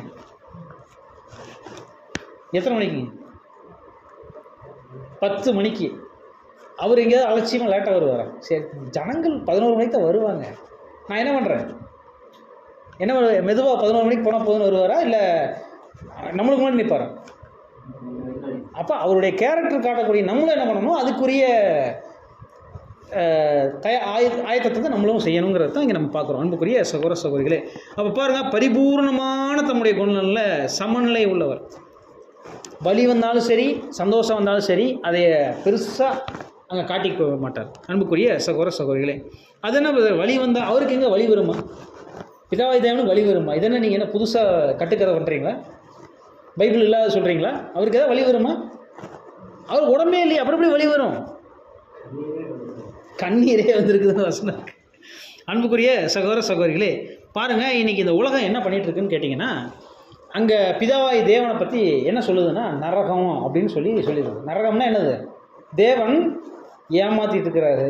இந்த பக்கம் பார்த்தீங்கன்னா பரலோகம்னு ஒரு வச்சுருக்கிறாரு, என்ஜாய் பண்ணுற ஒரு குரூப்பை வச்சுருக்கிறாரு. அந்த பக்கம் பார்த்தீங்கன்னா நரகம்னு கொடுமையாக கஷ்டப்படுத்துகிற ஒரு தேவனாக இருக்கிறாரு. அப்போ கீழ்ப்படியினா உங்களை கொண்டு போய் நரகத்தில் போட்டுருவாரு அப்படின்னு சொல்லும்போது உங்களை பற்றி யாராவது தவறாக சொன்னால் உங்களுக்கு எப்படி இருக்கும்? உங்களை பற்றி தவறாக சொல்கிறாங்க, இவர் இந்த நல்ல கேரக்டர் இல்லை, மோசமானவங்கன்னு யாராவது சொல்லிட்டாங்கன்னா அதை கேட்டு நீங்கள் உடனே அப்படியே பரவாயில்லைங்க சொல்லிட்டு போட்டோம் அப்படின்னு நம்ம விட்டுருவோமா? உடனே போய் ஏன் பேர் என்னை பற்றி இப்படி சொன்னீங்க, அப்படிப்பட்ட இல்லை அப்படின்னு நம்ம நிரூபிக்கிற வரையும் நம்மளுக்கு என்ன ஆகாது? நம்மளுக்கு தூக்கம் வராது. அன்புக்குரிய சகோதர சகோதரிகளே, அப்போ பாருங்கள், தேவன் அப்படிப்பட்டவரானா இல்லை. தேவன் எப்படிப்பட்டவர்னா, நீங்கள் உலகமே இன்றைக்கி அவரை பற்றி தப்பாக பேசிகிட்டு இருக்குது. நீங்கள் தேவன் இப்போ சர்வ வல்லமையுள்ள தேவன் ஒருத்தர் கிடையாது, 3 பேர்னு சொல்லிட்டு இருக்கிறாங்க. ஏதாவது டென்ஷன் ஆகிட்டு இருக்காரா? இல்லை. இப்போ எடுத்துக்காட்டுக்கு சொன்னால், பிரதர் கூட ஒருத்தட்ட சொல்லிட்டு இருந்தார். என்ன சொன்னார்னா, பரிசுத்த ஆவியினால் கன்னிமரியால் என்ன பண்ணுறாங்க, குழந்தை பிறக்குது அப்படின்னு சொல்லி வசனம் இருக்குது. ஆனால் அங்கே எப்படி திரித்து பேசப்படுதுன்னா, பரிசுத்த ஆவியானவரால் கன்னிமரியால் என்ன ஆகிறாங்க அப்படின்னா, அது ஒரு ஆள் தத்துவத்துக்குள்ளே போகுது. இதை கேட்குற சர்வ வல்லமையுள்ள தேவன் என்ன பண்ணுவார்? உண்மையாலுமே அவரை பற்றி தப்பாக பேசக்கூடிய விஷயங்களை கேள்விப்படும் போது உண்மையாலுமே என்ன ஆகணும்? கோபம் வரணுமா? வரக்கூடாது. ஆனால் அவரிடத்தில் தேவ சமாதானம் காணப்படுகிறவங்க இன்றைக்கி வரை பொறுமையாக இருக்காங்க. சரி, புரிஞ்சுக்குவாங்க. ஒரு காலகட்டத்தில் அவங்களும் உண்மையை புரிஞ்சுக்குவாங்கன்னு சொல்லி இன்றைக்கி வரையும் அங்கே அமைதியாக இருக்கிற அன்புக்குரிய சகோதர சகோதரி. பாருங்கள், தேவனுடைய திட்டங்களை பற்றி நீங்கள் வாசிக்கும்போது ஃபஸ்ட்டு வால்யூமில் சொல்லுவார், தேவனுடைய திட்டங்கள் என்ன ஆயிடுச்சு? வீழ்ந்து போயிடுச்சு. அவருடைய பிளான் எல்லாம் என்ன ஆயிடுச்சு? தவறான நிலைமைக்கு மாறிட்டு இருக்குது அப்படின்னு இன்றைக்கி பேசக்கூடிய நிறைய பிள்ளைகள் இருக்காங்க, ஜனங்கள் இருக்காங்க. ஆனால் தேவனுக்கு தெரியும் அவருடைய திட்டம் தாமதித்தாலும் அதுக்கு காத்திருங்கிறாரு. கண்டிப்பாக அது பொய் சொல்லாது, தாமதித்தாலும் அது காத்துரு அப்படிங்கிறார். அப்படின்னு என்ன அர்த்தம்னா, உனக்கு நீ இன்றைக்கே நடக்கும்னு நினைக்காத, அது தேவன் என்னைக்கு பிளான் பண்ணி வச்சுருக்காரோ அன்றைக்கி அது நடக்கும், அது வரை நீ பொறுமையாக இருக்குன்னு சொல்கிறார். அப்படின்னா என்ன அர்த்தம்னா, இந்த ஜனங்கள் அவசரம், அவங்களுக்கு நினைக்கும் போது அது நடக்கணும். நடக்கலைன்னா அப்போ தேவனே பொய்யின்றாங்க. தேவனே உங்களுக்கு கண் இருக்கா, கால் இருக்கா, காது இருக்கா, மூக்கு இருக்கா, வாய் இருக்கா, இப்படி எல்லாம் ஆளாளுக்கு பேசக்கூடிய ஜனங்கள் இன்றைக்கி இருக்கிறாங்க. அப்படின்னா அவங்க எதிர்பார்க்கிறது நடக்கணும்னு நினைக்கிறாங்க. ஆனால் தேவன் அப்படிப்பட்டவர் இல்லை. நினச்ச உடனே கேட்ட உடனே எடுத்து கொடுக்குறவர் இல்லை. இப்போ எங்கள் கிட்ட கூட ஒருத்தங்க கேட்டாங்க, நாங்கள் 2 பேர் இருக்கும்போது ஒருத்தங்க கேட்குறாங்க, அப்போ தேவன் நான் கேட்டால் கொடுக்க மாட்டாரா, அப்போ நீங்கள் கேட்டால் கொடுப்பாரா, எங்கே கேளுங்க, நீங்கள் கேளுங்க கொடுக்குறாருன்னு பார்ப்போம்னு கேட்குறாங்க. நீங்கள் கான்ஸ்கேட்டர்னு சொல்கிறீங்க, தேவனுடைய பிள்ளைகள்னு சொல்கிறீங்களே, நீங்கள் கேட்டால் தேவன் கொடுப்பாரா, இப்போ கேளுங்க, இப்போ கொடுக்குறாருன்னு பார்ப்போம் அப்படிங்கிறாங்க. அப்போ நான் கேட்டாலும் கொடுக்கணும் அப்படிங்கிறாங்க. புரியுதா இல்லைங்களா? இது எப்படி சொல்லி புரிய வைக்கிறது? அன்புக்குரிய சகோதர சகோதரிகளே, அப்போ பாருங்கள், இன்றைக்கி குடும்பத்தில் என்ன கருத்து வேறுபாடு வந்தாலும் எந்த பேரண்ட்ஸாவது உடனே சண்டை கொடுத்து வீட்டை விட்டு வெளியே போயிடுறாங்களா? போயிடுறாங்க. சரி, முதல்ல சில காலங்கள் முன்பு வரையும் பேரண்ட்ஸ் போக மாட்டாங்க, இந்த குழந்தைகள் தான் எங்கேயாவது சண்டை போட்டுட்டு ஓடுறது, இந்த மாதிரிலாம் நடக்கும். அன்புக்குரிய சகோதர சகோதரிகளே, பாருங்கள், இப்போ ஒரு குமாரன் இருக்கிறாருன்னா, சொத்தை வீணடிக்கக்கூடிய குமாரன், இல்லை அடங்காத மகள், ஒரு முதிர் வயதுள்ள பெற்றோரை துயரத்தோடையும் மரணத்திற்குள்ளேயும் கொண்டு விடுகிறாங்க அப்படின்னு இன்றைக்கி நிறைய நடக்குது. பெற்றோரை கவனிக்கிறாங்களா இல்லைங்களா? கொண்டு போய் எங்கே முதியோர் இல்லத்தில் விடுறாங்களா இல்லையான்னு தெரியல, ரோட்டில் விட்டுட்டு போகிறவங்களெல்லாம் நம்ம செய்திகளில் பார்க்குறோம். பாருங்கள், அப்போ அந்த பேரண்ட்டுக்கு எப்படி இருக்கும்? தான் வளர்த்து ஆளாக்கின அந்த 20 வருஷம் 30 வருஷம் பார்த்துக்கிட்ட என் பிள்ளை இன்றைக்கி என்னை கொண்டு போய் என்ன பண்ணுது, அவருடைய மனைவியோ இல்லை கணவனோ சொல்கிறத கேட்டுட்டு கொண்டு போய் எங்கே விடுறாங்க? ரோட்டில் விட்டுட்டு வர்றாங்க. அப்படிங்கும்போது கண்டிப்பாக அந்த ஒரு துயரம் இருக்கும் பார்த்தீங்களா, அப்பாவுக்கு அம்மாவுக்கு, ஏன்டா இப்படி ஒரு நம்ம செஞ்சோம், இந்த குழந்தைக்கு ஏன் இப்படி செஞ்சோம் அப்படிங்கிற மாதிரி மனசோர்வு வருதா இல்லைங்களா? யோசிச்சு பாருங்கள். தேவ தூதர்களில் ஒருத்தர் லூசிஃபர். நீங்கள் வேணால் ஏசாயா 14ஆம் அதிகாரம் 12ஆம் வசனம் வாசிங்க. ஏசாயா 14:12.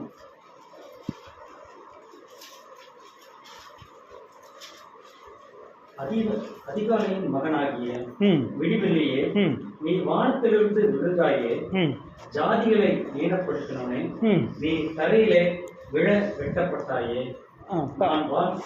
சாரி, அப்போ பார்க்கும்போது என்ன நம்ம பார்க்குறோம்னா, இவர் ஒரு ஒளியின் தூதன், வெளிச்சம் இவருக்குள் காணப்பட்டுச்சு, இவருக்குள் சகல விதமான அந்த இசையினுடைய விஷயங்கள் எல்லாமே அங்கே செய்யப்பட்டிருந்தது.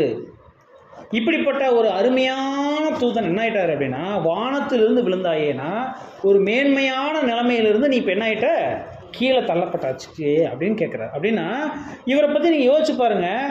இந்த 6000 வருஷங்களாக, ஏறக்குறைய 6000 வருஷங்களாக நீங்கள் கவனித்து பாருங்கள். இப்போ 7வது 1000 ஆண்டு ஸ்டார்ட் ஆயிடுச்சு. இன்னைக்கு வரையும் தேவனுக்கு எதிராக கலகம் பண்ணிகிட்டு இருக்காரா இல்லையா? துன்மார்க்கமான ஜனங்களை தூண்டி விட்டுக்கிட்டு இருக்காரா இல்லைங்களா?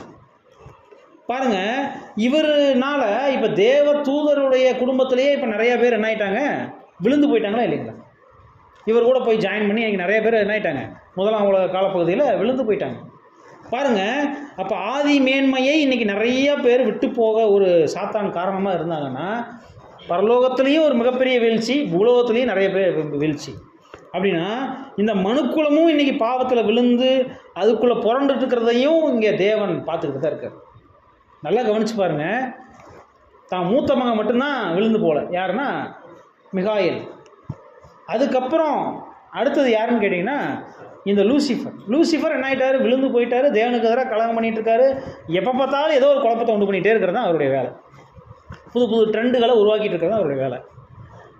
என்ன பண்ணாருன்னா, முதல்ல பண்ண வேலை என்னென்னா, கூட இருந்த தூதர்களை எல்லாம் ஆதாமை விழுக வச்சார். அடுத்தது ஆதாம் விழுந்த உடனே தேவனுடைய சமூகத்திலேருந்து கட் ஆகிட்டார். தேவன் ஒரு பையனை வச்சுருக்காருன்னு வச்சுக்கோங்க. இப்போ எக்ஸாம்பிள் சொன்னால், யாக்கோபுக்கு எத்தனை பசங்க? 12 பசங்க. 12 பசங்களில் அவர் ரொம்ப விரும்பி நேசித்த யோசேப்பை என்ன பண்ணிட்டாங்கன்னா, இவங்க செத்து போயிட்டான்னு சொல்லிட்டாங்க. சொன்னால் எப்படி இருக்கும்? யாக்கோபுக்கு சந்தோஷமாக இருக்குமா? இப்போ கொஞ்ச நாள் கழித்து சொல்கிறாங்க, யோசேப்பு உயிரோடு இருக்கார், பெஞ்சமினை கூட்டிகிட்டு வர சொன்னார் அப்படின்னு சொன்னால் யாக்கோபு விடுவாரா? அதுக்கு நான் செத்துறது நலமாக இருக்கும், ஏன் இருக்கிற என்னுடைய அன்புக்குரிய பிள்ளையை நீங்கள் கூப்பிட்டு போனால் எப்படி அப்படின்னு அவர் விடவே இல்லை. ரொம்ப நேரம் விடவே இல்லை. கடைசியில் அவங்க ரொம்ப கெஞ்சி தான் அவங்க கூப்பிட்டு போகிறாங்க. அப்படின்னா நம்ம பார்க்குறோம் தேவனுடைய கேரக்டர் அப்படின்னு நீங்கள் பார்க்கும்போது பாருங்கள், எங்கே பார்த்தாலும் தன்னை சுற்றி இருக்கக்கூடிய யாருமே அவரை நம்பலை. மூத்த குமாரனை தவிர, நான் சொல்கிறது மீகாயேல் தவிர மீதி யாருமே அவரை நம்பலை. இன்றைக்கி வரையும் மோசமாக தான் பேசிகிட்டு இருக்கிறாங்க. நம்மளே சில நேரங்கள் பேசுகிறோம், சில நேரங்கள் நம்மளே சந்தேகப்படுறோமா இல்லைங்களா? இல்லைன்னா என்ன தான் சொன்னாலும் உண்மை அதுதான். அநேக நேரங்களில் சந்தேகங்கள் வருது நம்மளுக்கே.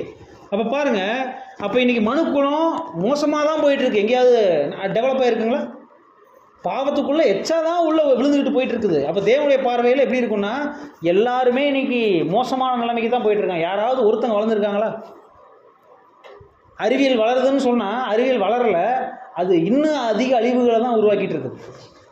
அப்படின்னா இன்றைக்கி தேவன் தான் வெறுக்கத்தக்க அளவில் தான் அந்த குடும்பம் இன்றைக்கி காணப்படுது. தேவனுடைய குடும்பம், அவர் எதிர்பார்க்குற குடும்பம் யாருன்னா தேவனுடைய ஜனங்கள் தான். ஜனங்கள்னு சொல்லுவோம், எல்லா ஜனங்களுமே அவருடைய பிள்ளைகள் தான். இப்போ இன்றைக்கி பிள்ளைகள் எப்படி இருக்கிறாங்கன்னு கேட்டிங்கன்னா, நிறைய பேர் எல்லாருமே விழுந்து போயிட்டாங்க. ஆதாமுக்குள்ளாக எல்லோரும் விழுந்து போயிட்டாங்க. கிறிஸ்துவுக்குள்ளான மீட்பு கொடுத்தா இன்றைக்கி அநேக பைபிள் ஸ்டூடெண்ட்ஸ் எப்படி இருக்கிறாங்க? நிறைய பைபிள் ஸ்டூடெண்ட்ஸ் எப்படி இருக்கிறாங்க? எல்லாருமே சுத்தமும் வெண்மையாக்கப்பட்டு அப்படி பரிசுத்தமாக வழங்குறாங்களா? என்ன ஆயிடுறாங்க? ஞாயிற்றுக்கிழமை மட்டும்தான் பைபிள் ஸ்டூடெண்ட், மற்ற நாள்லாம் வேர்ல்ட்லி ஸ்டூடெண்ட் அப்படிங்கிற நிலைமைக்கு இன்றைக்கி நிறைய பேர் போயிட்டுருக்குறாங்க. என்னையும் சேர்த்து தான் சொல்கிறேன். அப்படின்னா நம்ம என்ன புரிந்து கொள்ளலாம் அப்படின்னு சொல்லும்போது, எப்படி ஆதி மேன்மையை விட்டு இந்த சாத்தான் மூலமாக இந்த தூதர்கள் விழுந்து போனாங்களோ, இன்றைக்கி அதே மாதிரி நிறைய பேர் போயிட்டுருக்குறாங்க. இது தேவன் பார்வையில் சந்தோஷமாக இருக்குமா துக்கமாக இருக்குமா? யோசித்து பார்த்தோம்னா நம்மளுக்காக ஃபீல் பண்ண வர மாட்டாங்க. பாருங்கள், அப்போ தேவனால் இந்த விஷயங்கள் எல்லாம் அங்கே கவனிக்கும்போது, அப்போ தமக்குரியவர்களாக அவர் பாவிச்ச சிலர்லாம் தன்னை விட்டு விலகி போகும்போது அவர் என்ன பண்ணுறாராமா, இஸ்ரேல் ஜனங்களை எதிரிகளாக பாவிச்சாராம். ஒருவேளை நாம் கூட தேவ சித்தத்துக்கு எதிராக நம்ம செயல்படுவோம் அப்படின்னா கண்டிப்பாக நம்மளையும் அவர் என்னவாக தான் பாவிப்பார், எதிரிகளாக பாவிப்பாராம்.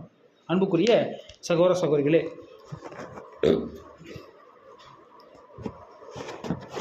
அப்போ இந்த மாதிரி நம்ம ஒரு கீழ்ப்படியாமல் போகும்போது என்ன ஆகுதுன்னு கேட்டிங்கன்னா, அந்த அன்பு காட்டப்படக்கூடிய அன்பு குறைக்கப்பட்டு கடுமையான நீதி வெளிப்படுகிறது. அப்போ கடுமையான நீதி வெளிப்படும் போது நமக்கு ஆசீர்வாதம் குறைஞ்சு அதனுடைய சாபம் நமக்கு வெளிப்படும். அன்புக்குரிய சகோதர சகோதரிகளே, பாருங்கள், அப்போ இந்த மாதிரி சூழ்நிலையில் அன்பு முறியடிக்கப்படுது, நீதியுள்ள அதிகாரம் அங்கே மீறப்படுது. அப்படின்னா இந்த மாதிரி தீங்கு விளைவிக்கக்கூடிய தவறாக சித்தரிக்கக்கூடிய காரியங்கள் அங்கே நடக்கும்போது கண்டிப்பாக தேவனுடைய கோபம் அங்கே நேரிடுது. சரி, அப்படின்னா தேவ கோபம் உடனே வந்துருச்சான்னு கேட்டிங்கன்னா உடனேவும் அங்கே வரலை. அங்கே பாருங்கள், என்ன முரண்பாடுகள் இருந்தாலும் இன்றைக்கி வரை அவருடைய அன்பு வெளிப்பட்டு கொண்டிருக்கிறதுனால தான் நம்ம உயிரோடு இருக்கோம். அன்புக்குரிய சகோதர சகோதரிகளே, அப்படி பார்க்கும்போது இப்போ நீங்கள் எடுத்துக்காட்டுக்கு சொன்னால் நம்முடைய ஆண்டவராக இயேசு கிறிஸ்துவை பற்றி நம்ம பார்க்கலாம். ஏன்னா இயேசு கிறிஸ்துவை பற்றி சொல்லும்போது ஒரு பக்கம் நீங்கள் சொல்கிறீங்க அவருடைய குடும்பம் பாவத்துக்குள்ளாக விழுந்து கொண்டு இருக்குது. இன்னொரு பக்கம் பார்க்கும்போது ஆண்டவராக இயேசு கிறிஸ்துடைய ரட்சிப்பின் திட்டம் அதை நம்ம கவனித்து பார்க்கும்போது இப்போ நல்லா யோசிச்சு பாருங்கள், இந்த பிதாவாய தேவன் துயர உணர்ச்சிகளுக்கு இடம் கொடுப்பாரா? அப்படியே ஒரு வார்த்தை நம்ம பிரதர் கூட சொன்னாங்க, அவர் கண்ணீர் விட்டாருன்னு வசனம் இருக்குது. ஆனால் துயர உணர்ச்சிகளுக்கு அவர் இடம் கொடுப்பாரா? நம்ம தான் அப்படியே சொன்னோம், தேவ சமாதானம் இருக்கிற வரையும் அவர் எந்த உணர்ச்சிகளுக்கும் என்ன பண்ண மாட்டாருங்க, இடம் கொடுக்க மாட்டார் அப்படிங்கிறத நம்ம பார்த்தோம். அப்படின்னா பாருங்கள், அங்கே கர்த்தராகிய இயேசு கிறிஸ்து அவரை எல்லாரும் கொலை செய்ய போகிறாங்கன்னு அவருக்கு தெரிஞ்சு போச்சு. யாருக்கு தெரியும்? பிதாவாய் தேவனுக்கு தெரியும். அதுக்கு தான் அனுப்பிச்சிருக்கிறாரு. இப்போ கொலை செய்ய போகிறாங்கன்னு தெரியும் போது ஒருவேளை நம்மளாக இருந்தால் என்ன பண்ணிகிட்டு இருக்கோம்? நம்ம குழந்தைய யாராவது ஒருத்தங்க சுற்றிட்டாங்க, இன்னும் கொஞ்ச நேரத்தில் என்ன பண்ண போகிறாங்க? கொலை செய்ய போகிறாங்க, வெட்ட போகிறாங்க, ஏதோ ஒன்று பண்ண போகிறாங்க. நம்ம தேவனாக இருந்தால் நம்ம என்ன பண்ணிகிட்டு இருக்கோம்? எப்படி இருக்குன்னு நீங்கள் யோசிங்க. சரி, தூதர்கள் எல்லாருமே கீழே பூமியை பார்த்துட்டு இருக்கிறாங்க. இயேசு கிறிஸ்து பிறந்த உடனே தேவ தூதருடைய சேனை பூமியில் பயங்கரமாக ஆர்ப்பரித்து எல்லாரும் என்ன பண்ணுறாங்க? சந்தோஷப்படுறாங்க. இப்போ அவங்கெல்லாம் இயேசு கிறிஸ்துவை இப்போ கவனிச்சிட்டு இருப்பாங்களா? மாட்டாங்க. இப்போ இயேசு கிறிஸ்து சாக போகிறாருன்னு தெரிஞ்சால் பரலோகத்தில் இருக்கிற சேனைகள் எல்லாரும் எப்படி பார்ப்பாங்கன்னா, இந்த பக்கம் தேவனை பார்த்துட்டு இருப்பாங்க, அடுத்து இந்த பக்கம் இயேசு கிறிஸ்து இருப்பாங்க. எப்படி இருக்கும் யோசிச்சு பாருங்கள். ப்ராக்டிக்கலாக நீங்கள் யோசிச்சு பாருங்கள். என்ன நடக்க போகுது? தேவன் எதாவது செய்வாரா, இல்லை மறிக்க போகிறாரா? எப்படி இருக்கும் அந்த திக்கு நிமிடங்கள்? நான் சொல்கிறது தூதர்களுக்கு. அதே தேவனுக்கு ஏதாவது உணர்ச்சியை காமிச்சாரா? இன்னும் சொல்லும்போது அங்கே கதறார். என்ன கதறாருன்னா, என் ஆத்துமா சாவுக்கு எதுவான துக்கம் கொண்டு இருக்குதுன்னு அங்கே அழுகிறார். இதாவே உங்களுக்கு சித்தமானால் இந்த துன்பக்களை எனக்கு விட்டு அகலட்டும்னு அந்த கண்ணில் ரத்தம் வர்ற அளவுக்கு அங்கே என்ன பண்ணுறாரு அப்படின்னா அப்படிப்பட்ட ஒரு மோசம்னு சொல்கிறத விட அந்தளவுக்கு ரத்த வேர்வை வேர்க்கத்தக்கதான ஒரு துக்கம். அந்த துக்கம் பார்த்துட்டிங்கன்னா அங்கே காட்டும்போது யோசிச்சு பாருங்கள். உங்கள் குழந்தை அழுகுது, ஊர்லேருந்து, எந்த ஊர்லேருந்து அழுகுதுன்னா ஏதோ ஃபாரின் போயிடுச்சு, சந்தோஷமாக இருக்குது உங்கள் குழந்தை.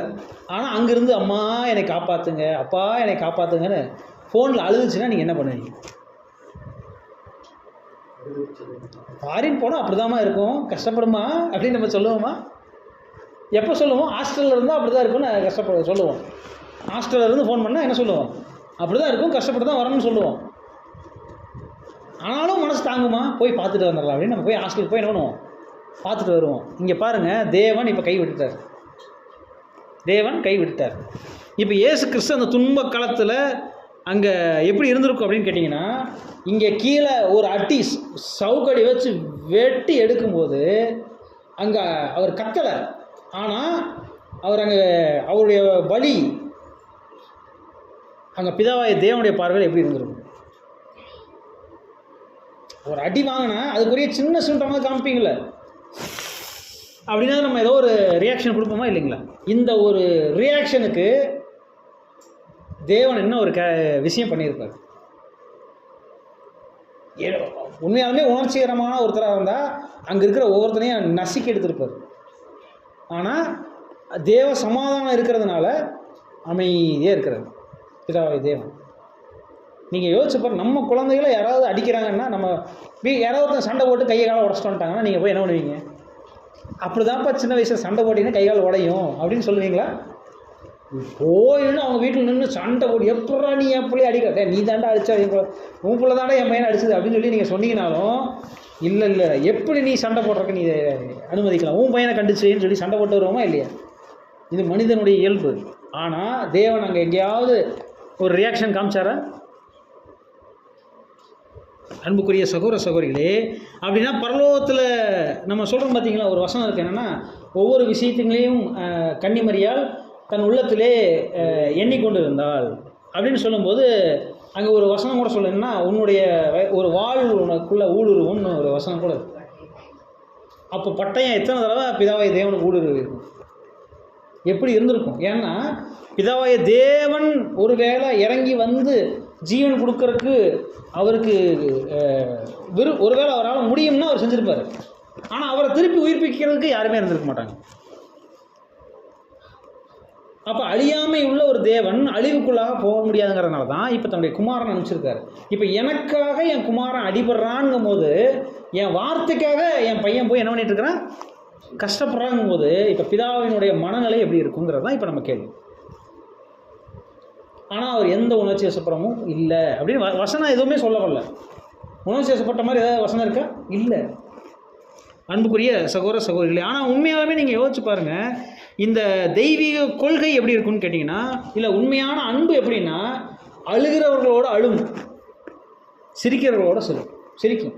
இப்போ நீங்கள் இருக்கிறீங்க, ஒரு சகோதரனுக்கு சந்தோஷம்னா நீங்கள் போய் என்ன பண்ணுவீங்க, அவங்களோட கூட இருந்து சந்தோஷப்படுவீங்க. ஒருவேளை அவங்க துக்கம்னா, ஐயா துக்கப்படுறாங்க நம்ம போகக்கூடாது அப்படின்னு நம்ம இருப்போமா, கூட போய் அதுக்கும் நம்ம போய் அழுவோம். அதுதான் உண்மையான தெய்வீக அன்பு.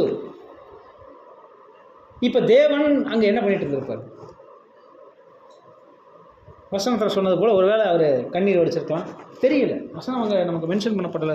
அன்புக்குரிய சகோதர சகோதரிகளே, அப்போ பாருங்கள், அங்கே அழியாமையில் உள்ள தேவன் மரணிக்க முடியாது, இல்லை அது தெய்வீக நிலை மரணத்துக்கு எதிரானது. அதனால தான் அவர் அங்கே தனக்கு பதிலாக அங்கே தேவனை கிறிஸ்துவ அங்கே அனுப்புகிறார். அப்படிங்கும்போது அங்கே நீங்கள் யோசிச்சு பாருங்கள், தான் மிகவும் நேசிக்கிற எனக்கு பதிலாக போன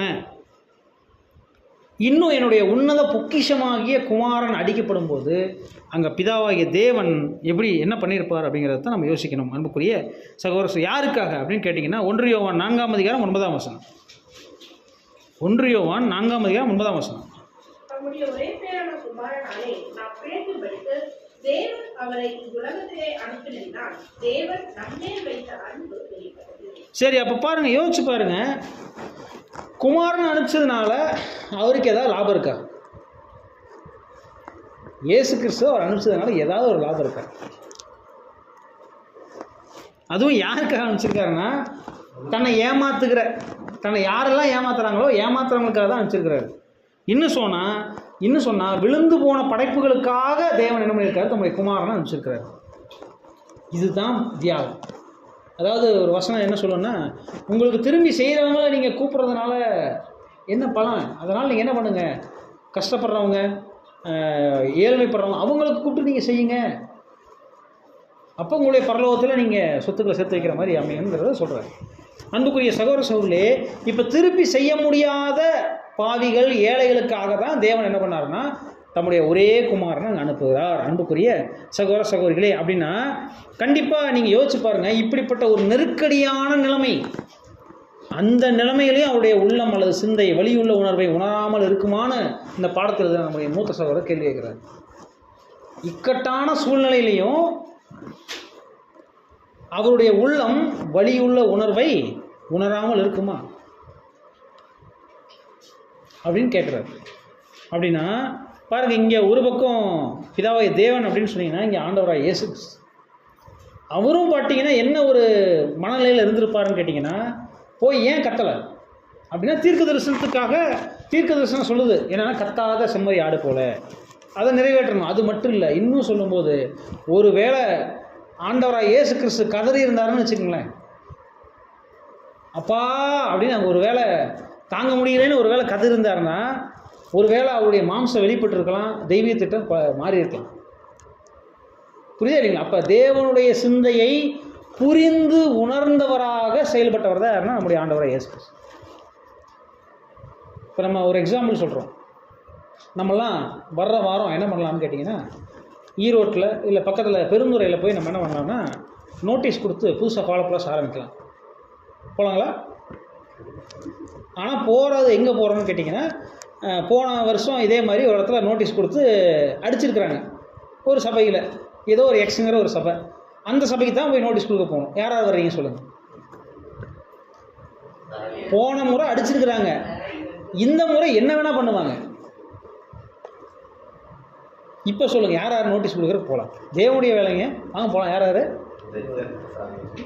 இல்லை, மொத்தவங்களை சொல்ல வேண்டாம், நம்ம இண்டிவிஜுவல். நான் வரேனா இல்லையா? நான் வருவேண்ணா. போன தடவை அடி வாங்கியிருக்காங்கன்னு கேள்விப்பட்டனாலே நான் இந்த வருஷம் வருவேண்ணா. வெளியில் தூரமாக நின்று வேணால் கொடுத்துட்டு வருவேனே ஒழிய உள்ளே போய் நான் நோட்டீஸ் கொடுக்குறேன்னு நான் நிற்க முடியுமே என்னால். எக்ஸாம்பிளுக்காக தான் நான் சொல்கிறேன். அன்புக்குரிய சகோதர சகோதரிகளே, அப்போ பாருங்கள், இங்கே நம்மளால் செய்ய முடியாது. அதனால தான் தேவன் ஆண்டவராக இயேசு கிறிஸ்துவ அந்த இடத்துல என்ன பண்ணுறாருன்னா, அங்கே தேவனுடைய உணர்வை புரிஞ்சு அதை செய்யக்கூடிய நிலைமையில். நம்மளாக இருந்தால் கதறிடுவோம். ஆனால் இயேசு கிறிஸ்து அந்த மாதிரி கத்தலை. ஏன்னா தேவனுடைய உணர்வை, சிந்தையை புரிந்தவராக இருந்தார் அப்படிங்கிறத நம்ம புரிஞ்சுக்கணும் அன்புக்குரிய சகோதர சகோதரிகளே. ஏன்னா அங்கே தேவன் அப்போ தான் மகிமைப்படுவார், அவருடைய திட்டம் அப்போ தான் சரியாக நடக்கும். அதற்காக தான் அங்கே கர்த்தர் என்ன பண்ணார்னா, கத்தாத செம்மறி ஆடு போல் அமைதியாக இருந்துட்டார். பாருங்கள், இந்த ஒரு சூழ்நிலையில் தேவனும் எப்படி இருக்கிறாருன்னா, அவருடைய குட்னஸ், அவருடைய நற்குணம் வெளிப்படுது, பெனவலன்ஸ் தயவு வெளிப்படுது, லவ் அன்பு வெளிப்படுது, மற்றும் கிரேஸ் வெளிப்படுது. அப்போ அதனால தான் அங்கே என்ன ஆகுது அப்படின்னு பார்த்தீங்கன்னா, தான் குமாரன் அங்கே பாடுபட்டு அங்கே மறிக்கக்கூடிய சூழ்நிலைகள் எந்த தகப்பனுக்கும், அன்பே உருவான தகப்பனுக்கும் மனசில் சந்தோஷத்தை தராது. அவருக்கு என்ன தான் திட்டம் தெரிஞ்சிருந்தாலும், எனக்காக இதை செய்றியே அப்படிங்கும்போது கண்டிப்பாக கொஞ்சமாக ஒரு சின்ன வழியாவது வந்திருக்கும், அந்த உணர்ச்சி வந்திருக்கும். ஆனால் அதை என்ன பண்ணிட்டார் அப்படின்னு கேட்டிங்கன்னா, பிதாவாகிய தேவன் அவருடைய சமாதானம் அப்படிங்கிற அந்த ஒரு கேரக்டர் மூலமாக என்ன பண்ணிட்டாருன்னா தாங்கி கொண்டார் அப்படிங்கிறத தான் இங்கே நம்ம இந்த பாடத்தில் கற்றுக்கொள்கிறோம். அன்புக்குரிய சகோதர சகோதரிகளே, பாருங்கள், அப்போ அந்த சமாதானம் இருந்ததுனால தான் பிதாவாகிய தேவன் இன்னைக்கு வரையும், இந்த 6வது 1000 முடிந்து 7வது 1000 ஆண்டு துவக்கம் நடந்துட்டு இருக்கிற வரையும் இங்கே தேவன் என்ன பண்ணிட்டு இருக்காருன்னு கேட்டிங்கன்னா, அவர் இன்னைக்கு வரையும் பொறுமையாக அமைதியாக நம்மளை வழிநடத்திட்டு வர்றார். அன்புக்குரிய சகோதர சகோதரிகளே, பாருங்கள், எதற்காக அப்படின்னு கேட்டோம்னா நமக்கு தெரியும். வசனம் வாசி கேட்டோம்னா எபேசியர் 1ஆம் அதிகாரம் 10ஆம் வசனம்.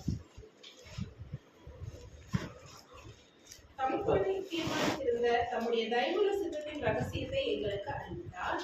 மேலும் கிறிஸ்துவின் மேல் முன்னே நம்பிக்கையாய் இருந்த நாங்கள் அவருடைய மகிமைக்கு புகழ்ச்சியாய் இருக்கும்படிக்கு நமது சித்தத்தின் ஆலோசனைக்கு தக்கதாக எல்லாவற்றையும் நடப்பிக்கிற அவருடைய தீர்மானத்தின்படியே நாங்கள் முன் குறிக்கப்பட்டு கிறிஸ்துவுக்குள் அவருடைய சுதந்திரராகும்படி தெரிந்து கொள்ளப்பட்டோம்.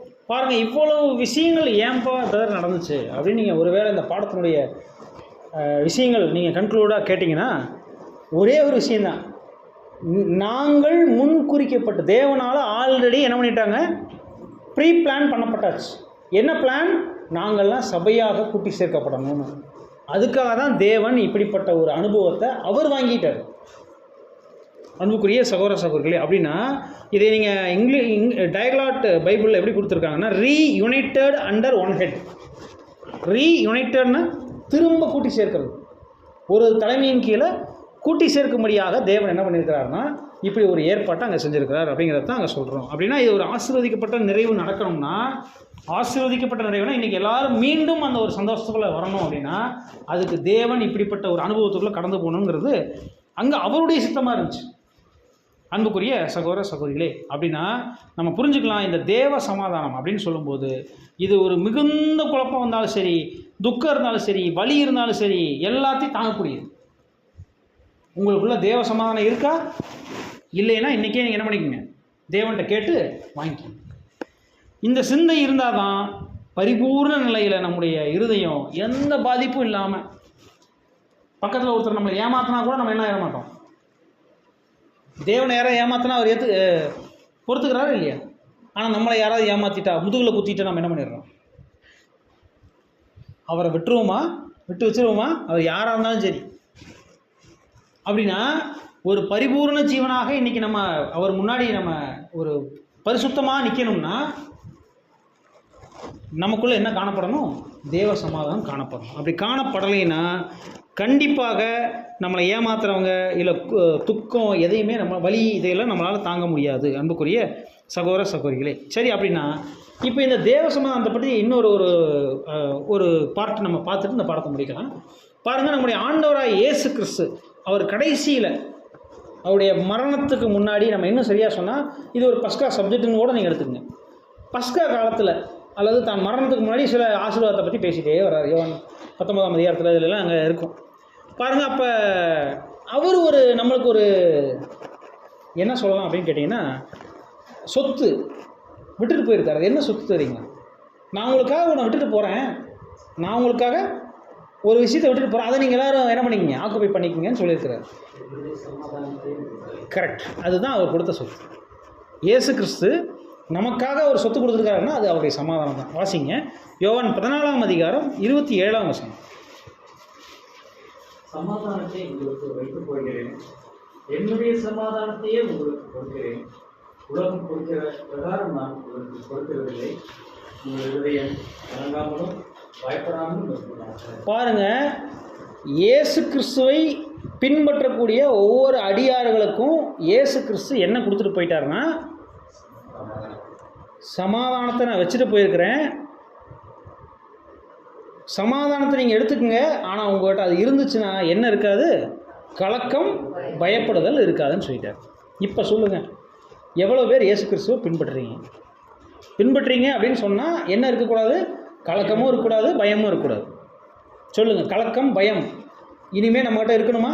சரி, இவ்வளோ நாள் தெரியாமல் இருந்துச்சுங்க, விடுங்க. இனிமே இருக்கணுமா? கலக்கம் இருக்கவே கூடாது. எதுக்காகவும் பயப்படக்கூடாது, எதுக்காகவும் கலங்கக்கூடாது. பக்கத்தில் யாராவது உடம்பு முடியலன்னா உடனே வந்து ஓட அழுதுட்டு அவங்க எதிர்ச்சிருவாங்களா? வசனம் நீங்கள் மத்தேயு 6ஆம் அதிகாரம் நீங்கள் 24 அப்படியே வாட்சிட்டே வந்தீங்கன்னா 30 நீங்கள் வாட்சிங்கன்னா என்ன சொல்கிறாங்கன்னா, நீங்கள் ஒரு வேளை கவலைப்படுறதுனால ஒரு முழத்தை கூட்டவோ குறைக்கவோ ஏதாவது முடியுமான்னு கேட்குறாரு. பாருங்கள், அப்படின்னா இங்கே கர்த்தர் நமக்கு கொடுத்துருக்கிற கடைசி அவர் போகும்போது நமக்கு விட்டுட்டு சென்றிருக்கக்கூடிய ஒரு அருமையான என்ன அப்படின்னு கேட்டிங்கன்னா, சொத்து என்னதான் அப்படின்னு கேட்டோம்னா சமாதானம் தான். பாரம்பரிய சொத்து, கிறிஸ்து நமக்காக விட்டு சென்ற பாரம்பரிய சொத்து, பரம்பரை சொத்துன்னு கூட சொல்லலாம். அது விலையில் மதிப்பே இல்லை. இந்த சமாதானம் இருந்துச்சுன்னா எப்படி தேவன் எந்த விஷயத்துலையும் கலங்குறது இல்லையோ அந்த மாதிரி நம்மளும் கலங்க மாட்டோம். எதுக்கும் பயப்படுறது இல்லையோ அது மாதிரி நம்மளும் பயப்பட மாட்டோம். இயேசு கிறிஸ்து கூட எதுக்காக பயந்தாரா?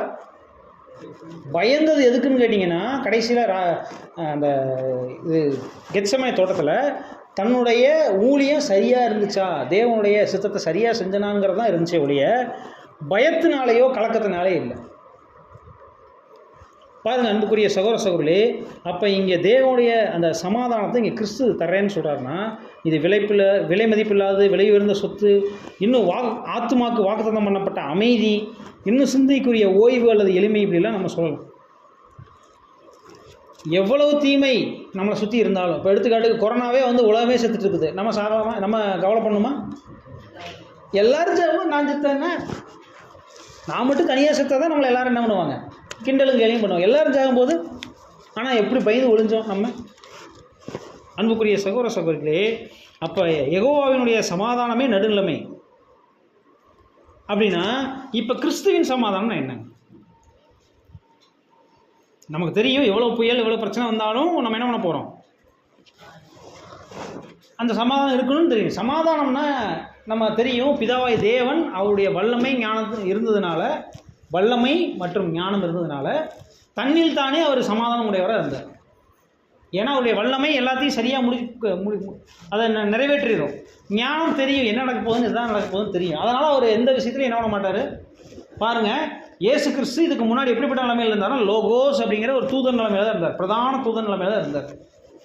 ஆனால் இன்னைக்கு இந்த ஒரு மரணத்துக்குள்ளே போனதுனால லோகோஸ் இனி என்ன ஆக போகிறார் அப்படின்னு கேட்டிங்கன்னா, ஜீசஸாக மாறினவர் இன்றைக்கி இப்போ என்னவா மாற போகிறாருன்னா, சர்வ வல்லமையுள்ள தேவனுக்கு வலது பரிசுத்தில் விட்டு இருக்க போகிறார். அப்படின்னா அதை விட மேலான நிலைமைக்கு போகிறார். அப்படின்னா இந்த ஒரு மரணம், இந்த ஒரு அவமானம், இந்த அனுபவம் அவருக்கு தேவைங்கிறத தேவன் என்ன பண்ணிட்டாருங்க, புரிஞ்சிருந்ததுனால அவர் எந்த விதத்துலையும் கவலைப்படவோ பயப்படவோ அங்கே இல்லை. இதுதான் தேவ சமாதானம். கிறிஸ்து கூட, கிறிஸ்துவின் சமாதானம்னா என்னன்னு கேட்டிங்கன்னா, கிறிஸ்து அவருக்குன்னு சுயமாக பலம் இருந்துச்சா, இல்லை வல்லமை இருந்துச்சா, இல்லை ஞானம் இருந்துச்சா? அவர்கிட்ட ஞானம் சுயமாக இல்லை. இயேசு கிறிஸ்துக்கு என்ன பேர் இப்படி சொல்கிறீங்க அப்படின்னு கேட்டால், டெய்லி நைட்டு போய் ராம் முழுவதும் விழிச்சிருந்து தேவன்கிட்ட என்ன கேட்பாருங்க. ஏன்னா வசனம் என்ன சொல்லுதுன்னா, கிறிஸ்துவுக்கு தேவன் தலை. அப்போ தனக்குன்னு ஒரு ஞானத்தை அவர் வச்சிருக்கல. என்ன பண்ணிட்டாருன்னா, அனுதினமும் போய் சரண்டர் பண்ணிட்டார். சரண்டர் பண்ணி, தேவனே நான் நாளைக்கு என்ன பண்ணுறது, யாரை பார்க்குறது, என்ன பண்ணுறது, எப்படி பண்ணுறது, எனக்கு நீங்கள் உங்கள் கிருபை கொடுங்க, பரிசுத்தாவி கொடுங்கன்னு டெய்லியும் போய் கெஞ்சுவார். அப்படின்னா தேவன் தான் இன்ஸ்ட்ரக்ஷன் கொடுப்பார், நீ இப்படி பண்ணுப்பா, இப்படி பண்ணுப்பா, இல்லை பரிசுத்தாவி வச்சு நீ இதை பண்ணுப்பா அப்படிங்கிறதெல்லாம் அங்கே தேவன் வந்து அங்கே என்ன பண்ணுறாருன்னா, அங்கே தேவனுக்கு என்ன, கிறிஸ்துவுக்கு என்ன பண்ணுறாருன்னு கேட்டிங்கன்னா, அந்த கிருபை ஆசீர்வாதங்கள்லாம் கொடுக்குறாரு. அப்படின்னா இப்போ கிறிஸ்துவுக்குன்னு தனியான ஒரு வல்லமையோ ஞானமோ இல்லை. அப்படின்னா கிறிஸ்து இப்போ யார் மேலே நம்பிக்கை வைக்கிறாரு?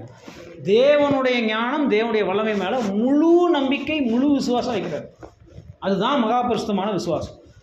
சர்வ வல்லமையுள்ள பிதா கண்டிப்பாக அவருடைய அனந்த ஞானத்தில் இது தெரியும், அவருடைய சர்வ வல்லமையுள்ள இது கண்டிப்பாக நடக்கும்னு இங்கே ஆண்டவரை இயேசு கிறிஸ்து நம்பினார். பார்த்தீங்களா, விசுவசிச்சார் பார்த்தீங்களா?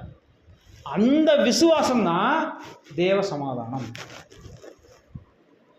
அவருக்குள்ள எப்படி இருந்துச்சுங்க? கண்டிப்பாக என்ன தேவன் என்ன உயிர்த்தெழ பண்ணுவார், கண்டிப்பாக எனக்கு சபை ஜனங்கள் கிடைப்பாங்க, மனவாட்டி வகுப்பார் கிடைப்பாங்கன்னு யார் நம்பினார்?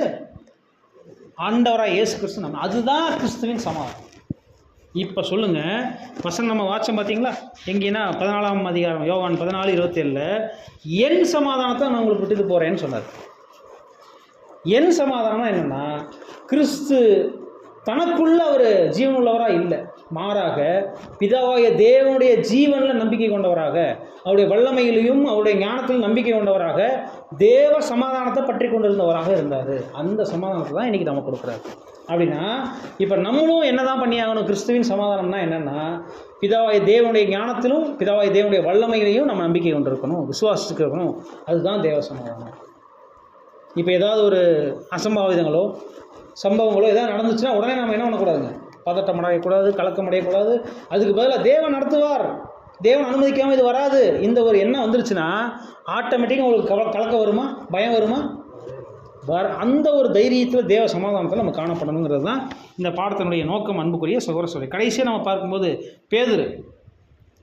பேதுருவை பற்றி சொல்லும்போது அவர் இயேசு கிறிஸ்துவ 3 முறை மறுதளிக்கிறாரு, சபிக்கிறார், அவரை நான் அறியேங்கிறார். ஏன் இயேசு கிறிஸ்து கூட இந்த மனுஷன் ஏன் இன்னைக்கு வரையும் ஆண்டவராக இயேசு கிறிஸ்து எப்படி அவரால் சபிக்கவோ இல்லை மறுதளிக்கவோ முடிஞ்சுது அப்படின்னு கேட்டிங்கன்னா, ஒரு வசனம் வாசிங்க. எபிரேயர் 9ஆம் அதிகாரம் 16 மற்றும் 17 வசனம். எபிரேயர் 9ஆம் அதிகாரம். ஏன்னா இயேசு கிறிஸ்து சாகிறதுக்கு முன்னாடியே நீங்கள் என் சமாதானத்தை உங்களுக்கு விட்டுட்டு போகிறேன்னு சொன்னார். அப்போ பேதுருட்ட சமாதானம் இருந்துச்சா இல்லைங்களா? வாசிங்க. எபிரேயர் 9ஆம் அதிகாரம் 16, 17 வசனம். ஏனென்றால் எங்கே மரண சாதனம் உண்டோ அங்கே அந்த சாதனத்தை எழுதினவனுடைய மரணமும் உண்டாகும். பாருங்க, இப்போ ஒரு மரண சாசனம்னா, இப்போ எடுத்துக்காட்டுக்கு ஒரு உயிர் எழுதுகிறாருன்னு வச்சுக்கோங்களேன். நம்ம வீட்டில் ஒரு தாத்தா இருக்காருன்னு வச்சுக்கோங்களேன். தாத்தா உயிர் எழுதி வைக்கிறாரு, இந்த பிரதருக்கு இவ்வளவு சொத்து, இந்த பிரதருக்கு இந்த சொத்து, இந்த சிஸ்டருக்கு இவ்வளோ சொத்து, இந்த சிஸ்டருக்கு இவ்வளோ சொத்துன்னு ஒரு உயிர் எழுதி வைக்கிறாருன்னு வச்சுக்கோங்களேன். அந்த உயிர் எப்போ தான் செல்லும்? செத்தாதான் செல்லும், சாகிற வரையும் அது செல்லாது. அது ஒரு பேப்பர் தான், என்ன தான் நீங்கள் ரெஜிஸ்டர் பண்ணி வச்சுருந்தாலும் அவர் செத்தாக மட்டும்தான் அது செல்லும். ஒருவேளை அவர் நினச்சா இன்னொரு உயிரை மாற்றி எழுதலாம். இப்போ எந்த உயில் தான் செல்லுன்னு கேட்டிங்கன்னா, முதலாவது எழுதுன செல்லுதான்னு கேட்டால் இல்லை, கடைசியாக எந்த உயில் எழுதினாரோ அதுதான் செல்லும்.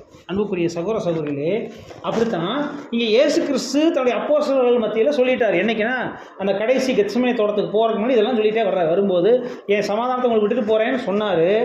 ஆனால் அது பேதுருவுக்கு ஏன் கிடைக்காம அவர் போய் மறுதளிச்சிடார் அப்படின்னு கேட்டிங்கன்னா, மரண சாசனம் எழுதினவர் எப்போ மரிக்கிறாரோ அப்போ தான் அது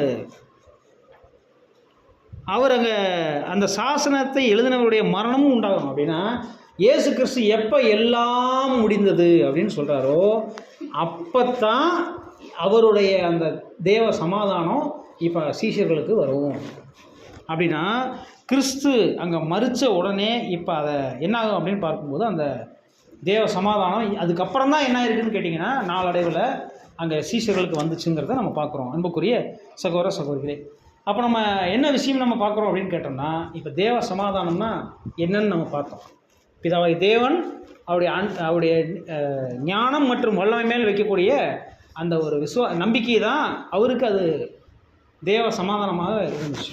அப்படின்னா எந்த ஒரு புயல் எந்த ஒரு பிரச்சனை வந்தாலும் அதை தாங்கக்கூடிய ஒரு கேரக்டராக அவர் இருந்தார். இயேசு கிறிஸ்து எப்படி இருந்தாருன்னு கேட்டிங்கன்னா, அவருடைய சமாதானம் எப்படிப்பட்டதாக இருந்துச்சுன்னா, பிதாவாகிய தேவனுடைய ஞானம் மற்றும் வல்லமை மேலே அவர் மிகுந்த அசைக்க முடியாத விசுவாசத்தில் காணப்பட்டார். அதுதான் அவருக்கு என்னவாக இருந்துச்சு அப்படின்னு கேட்டிங்கன்னா, தேவ சமாதானமாக இருந்துச்சு. அதனால தான் அந்த சமாதானத்தை அதன்படி வாழும்போது எந்த ஒரு பயமோ கலக்கமோ இல்லாமல் அவர் வாழ்ந்தார். அதைத்தான் நம்மளுக்கு இன்றைக்கி விட்டுட்டு போனார். இப்போ நம்ம கூட என்ன பண்ணணும்னா, கிறிஸ்து எப்படி நமக்கு விட்டு போனாரோ அந்த சமாதானமாகிய பிதாவாகிய தேவனுடைய ஞானம் மற்றும் வல்லமை மேலே அதிகமாக விசுவாசம் வச்சு நம்ம வாழும்போது தான் நாம் கூட என்ன பண்ண முடியும், அந்த தேவ சமாதானத்தில் இல்லை கிறிஸ்துவின் சமாதானத்தில் நம்ம உறுதியாக நம்ம வாழ்க்கையை வாழ்ந்து முடிக்க முடியுங்கிறத இந்த பாடத்தில் நம்ம கற்றுக்கொள்கிறோம். தேவன் தாமே மகிமைப்படுவாராக. ஆமென்.